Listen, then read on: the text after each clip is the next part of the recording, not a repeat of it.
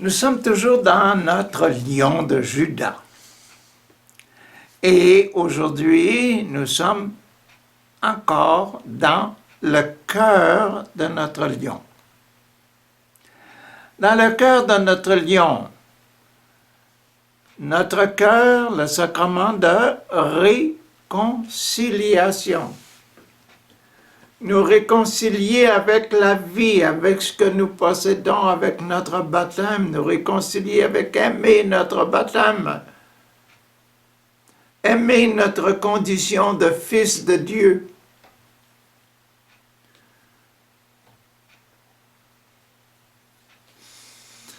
C'est ce que nous voyons aujourd'hui, aimer la condition de fils de Dieu. Et nous sommes dans le sacrement, dans le passage numéro 5. Passage numéro 5, qui signifie que nous devons considérer ce passage comme une extrême onction. Le sacrement des malades.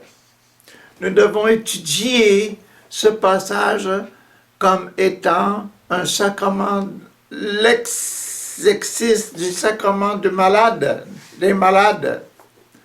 Qu'est-ce qui se passe? Il se passe que Jésus guérit un aveugle à Bethsaïda.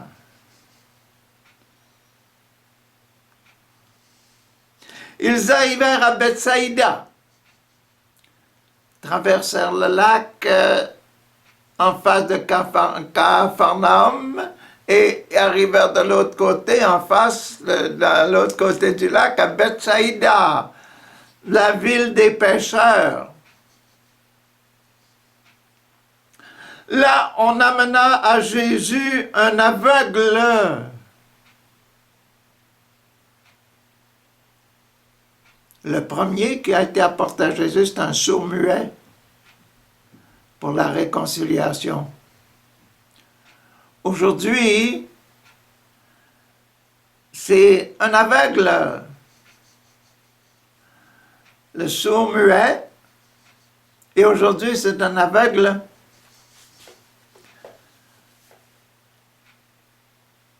Le sourd n'entendait plus rien, il ne voulait plus entendre rien, mais il désirait que Jésus ouvre. Les gens désiraient que Jésus lui ouvre les oreilles. Ephphatha. Et aujourd'hui, les gens de Bethsaïda, ils veulent que Jésus guérisse de la vue, de l'aveugle.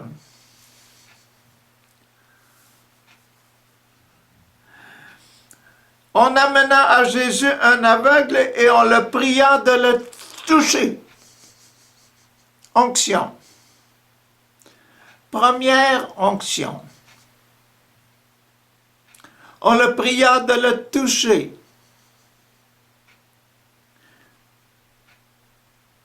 Jésus prit l'aveugle par la main, le conduisit hors du village. Il a fait la même chose pour le sourd-muet. Il l'a pris par la main, il le conduisit hors du village. Il fait la même chose. Réconciliation. Et là, on a le sacrement des malades dans lequel il y a aussi une réconciliation tout seul. Toi et moi, on se parle. Réconciliation encore. Mais extrême réconciliation aussi. Ça va être le passage numéro 5. Puis il mit de la salive sur les yeux de l'homme.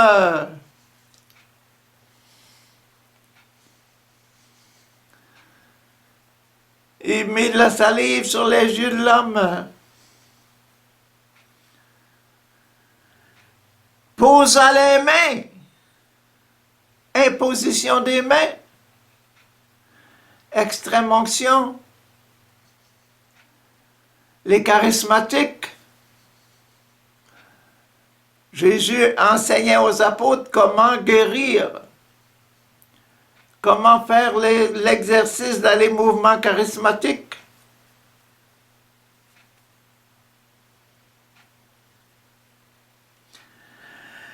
Lui posa les mains sur lui en prière. Nous, on fait ça en prière dans les mouvements charismatiques. Et il demanda, confirme-toi. Il lui demanda, peux-tu voir quelque chose? Confirme-toi. L'aveugle leva les yeux et dit, je vois des hommes.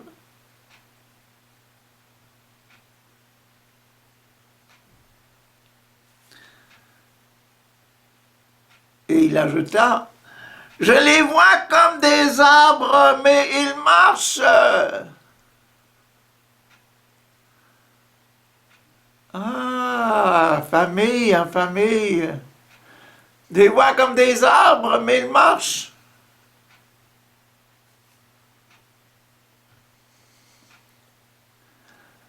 Ah, l'extrême onction maintenant, la deuxième onction, l'extrême onction.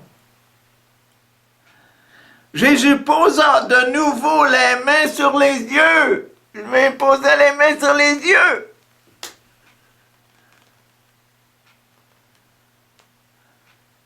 À nouveau. Extrême onction. Première onction. Deuxième onction. Extrême onction. Jésus posa de nouveau les mains sur les yeux de l'homme. Celui-ci regarda droit devant lui.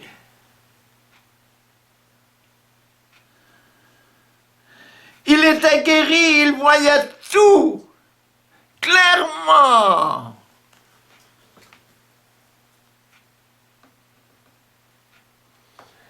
Extrême onction, deuxième onction.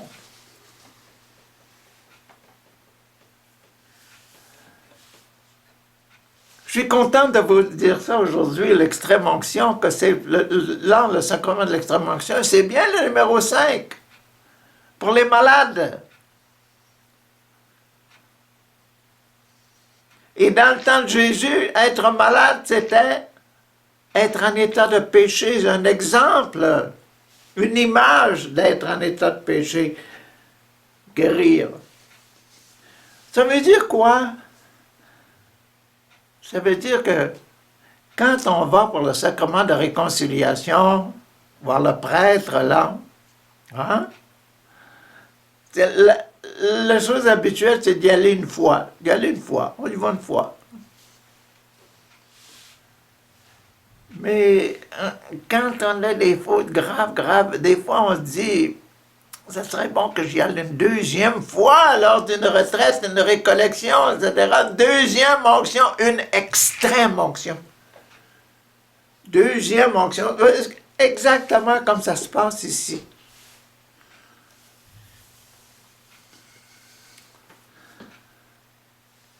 Moi, dernièrement, aux Philippines, quand j'étais missionnaire aux Philippines, là, eux autres, dans le diocèse où j'étais, le diocèse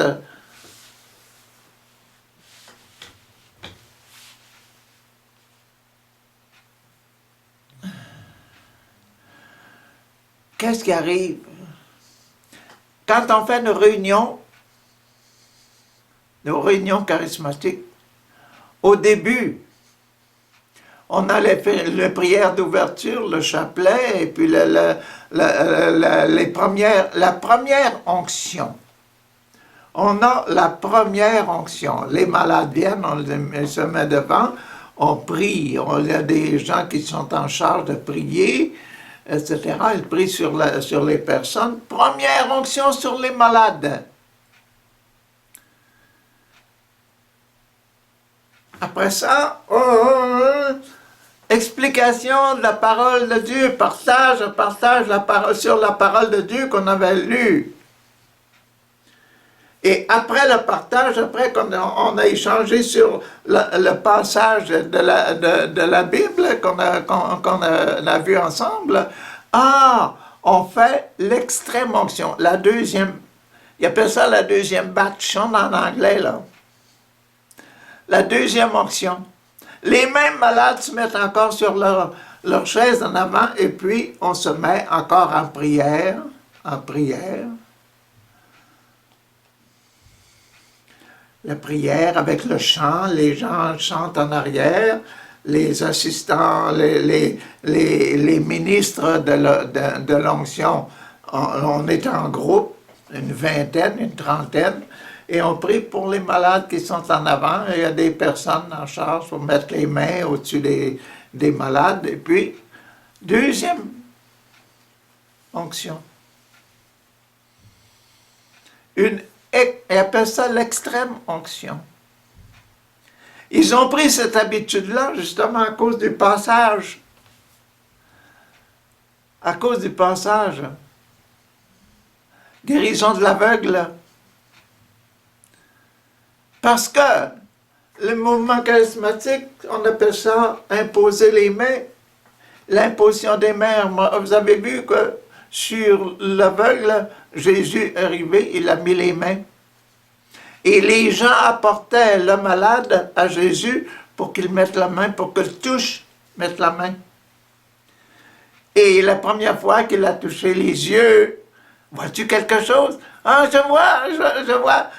vois des arbres. Et les arbres marchent.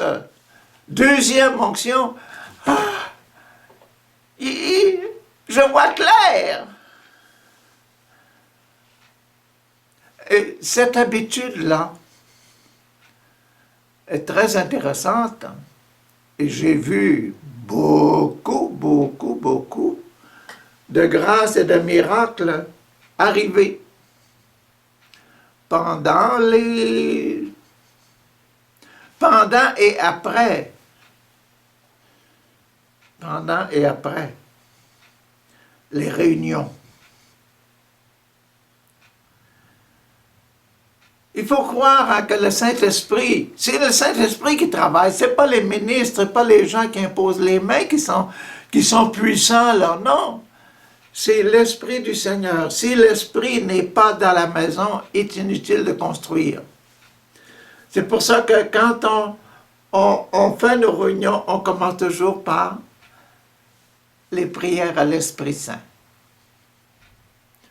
On dit le chapelet, on demande à la Vierge Marie de venir, être avec nous, etc. Et après, on a les prières à l'Esprit Saint. Pendant qu'on impose les mains, l'assistance chante toujours « Viens, Esprit du Seigneur, viens, remplis nos cœurs, etc., etc., etc. » C'est la demande de l'Esprit de Dieu pour venir et guérir. C'est l'Esprit Saint qui travaille.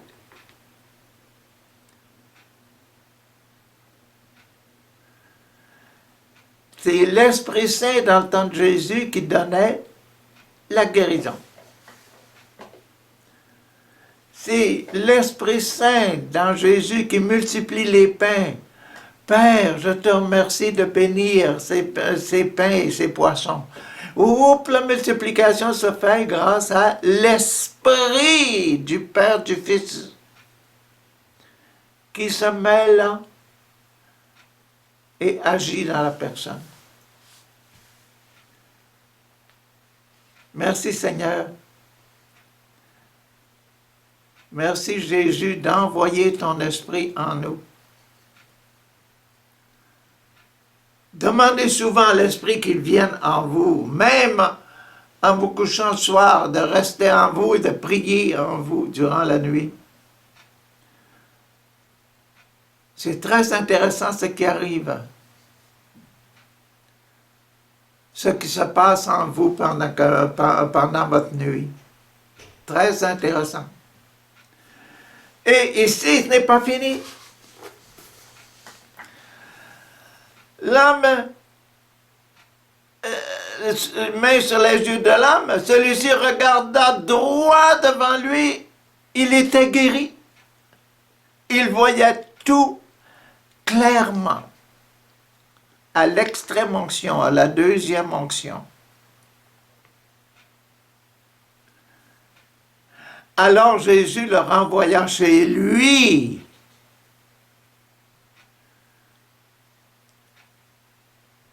Jésus le renvoya chez lui.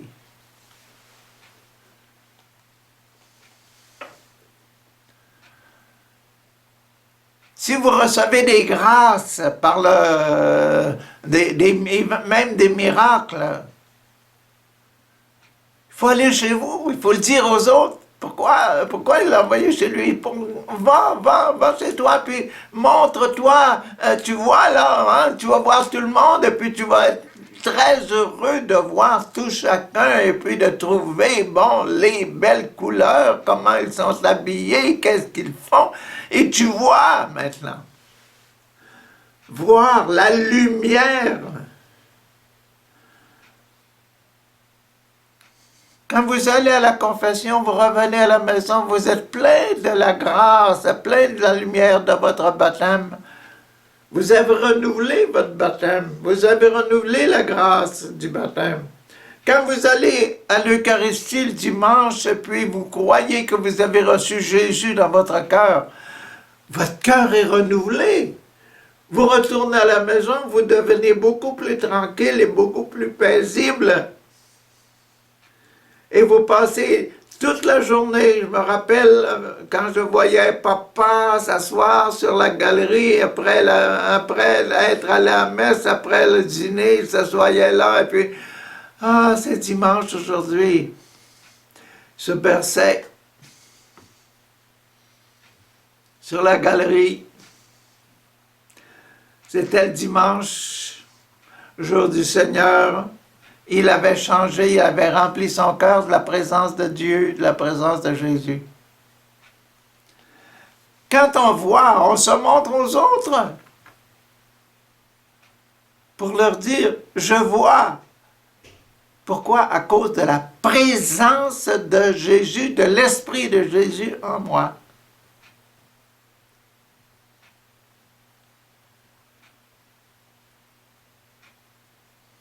Alors Jésus le renvoya chez lui en lui disant, ne va pas dans le village. Arrête de voyager, concentre-toi, hein? Réfléchis sur ce que tu as reçu. Ne va pas perdre ce que tu as reçu comme grâce, conserve-la et puis réjouis-toi dans la grâce que tu as reçue. Mais à la maison,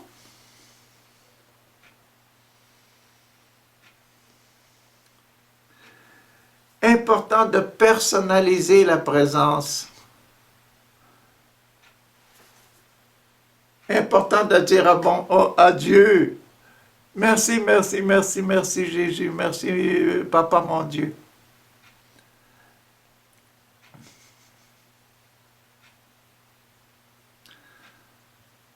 C'est beau la vie spirituelle. Donc aujourd'hui, c'était le sacrement de l'extrême onction.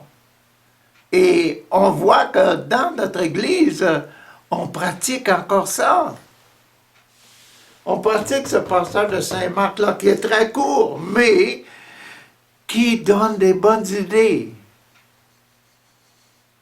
Des bonnes idées à suivre.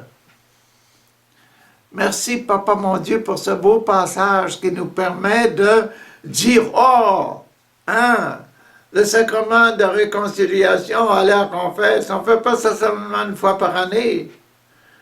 On fait ça assez souvent pour que la grâce se renouvelle, parce que la deuxième onction, la troisième, la 10e, la 20e, on voit plus clair. Ce qui s'était annoncé de incertitude dans nos vies, ça laisse la porte ouverte. La vie spirituelle, l'entretien de la vie spirituelle est très important. Donc aujourd'hui, sacrement de l'extrême onction, demain, le sacrement de l'ordre Le sacrement de l'ordre pour la réconciliation. Aïe, aïe, aïe. Qu'est-ce qu'il peut bien y avoir dans Marc pour le sacrement de l'ordre au sujet de la réconciliation? À demain.